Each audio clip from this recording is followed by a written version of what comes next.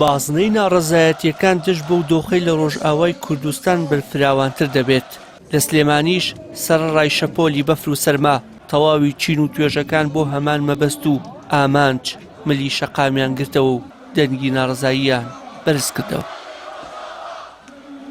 هەروەکو ئینسانێکی کورد بە ئەرکی خۆمی دەزانم، بە ئەرکی سەرشانمی دەزانم کە بێم پشتیوانی لە براخوشەکانمان بکەم لە ڕۆژاوای کوردستان. زڵم لە هەژ ئینسانێکی محبوب کریا بێ ئێمە دیفاعی دەکەین بە تایبەتی ئەو برادرانەی ئەگەر لەوێ گیریان خواردووە یاین لە ماڵی خۆیان غەدریان لێکراوە وەکو ئینسانیەکەی وەکو نەتەوەیەکەش ئێمە کوردین ئەبێت پشتیوانی یەکەین نابێ پشت بە ئەمریکا و ئەوروپا و ئیسرائیل و ئەمانە بەسی. لە کاتی ئاوارەبوونەکانی کوردستانی عێراقا خەڵکی کوردستانی ئێران زۆر یعنی بڵێن بە ئینسانیانەوە زۆر بەوەی کە خزمەتی ئەم خەڵکیان کرد ئەمەش عین نەشت شتەکان ئەڵمێژوو دووبارە بێتەوە یعنی لەسەر خەڵکی کوردستانی عێراق زۆر زەرورە بە هەموو شێوێ بە دەرمان چزانم بە عیلاج بە کۆمەکی خواردو ئەوانە پشتگیری خەڵکی ڕۆژاواکەن چیتێ وەکو ئینسانیت کارێکی زۆر گەورە گرن. خۆپیشاندەران دەڵێن نابێت چیتر متمانە بە وڵاتانی زلهێز بکەین و ڕوون بووەوە هیچ کەس و لایەنێک بەرژەوەندی کورد لە بەرچاو ناگرێت. هاوڵاتیانی ناڕازی بە پێویستیشی دەزانن لەسەر ئاستی باڵا و حکومەت پاڵپشتەکان بۆ ڕۆژئاوا چڕ بکرێتەوە چیتر فشارەکان تەنیا لەسەر ئاستی تاک و کۆمەڵگە نەبێت. هەمیشە زلهێزەکان وەکو وەرەقەیەک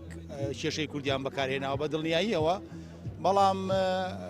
بەڕاستی کارەساتەکە لەوایە کە ئەم چەند ساڵە کورد بە یەکدەستی و بە یەک ڕەنگی نەبووە. هیوادارم ئەم پەلامارە بربەریەی سەر ڕۆژئاوا ببێتەوانەیەک بۆ سەرکردەکانی کورد بۆ یەکێتی بۆ پارتی بۆ هەموو لایەنەکان کەوا ئیتر واز لە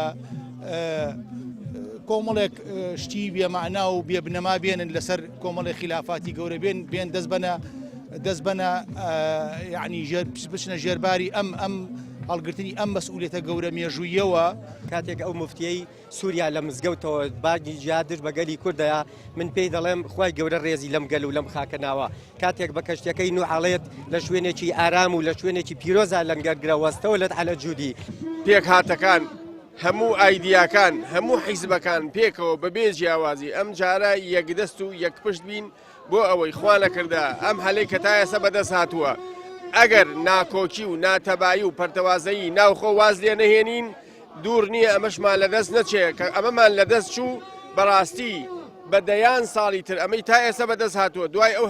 هەموو خەبات و خوێن و قوربانیدان و کیماباران و ئەنفالا ماڵ دێوێرانکردنە بەڕاستی دوور نییە ئەمەش لەدەست نەچێ ئەو کاتە بەدەیان ساڵی تر ناتوانین ئێمە بەدەستی بینەوە.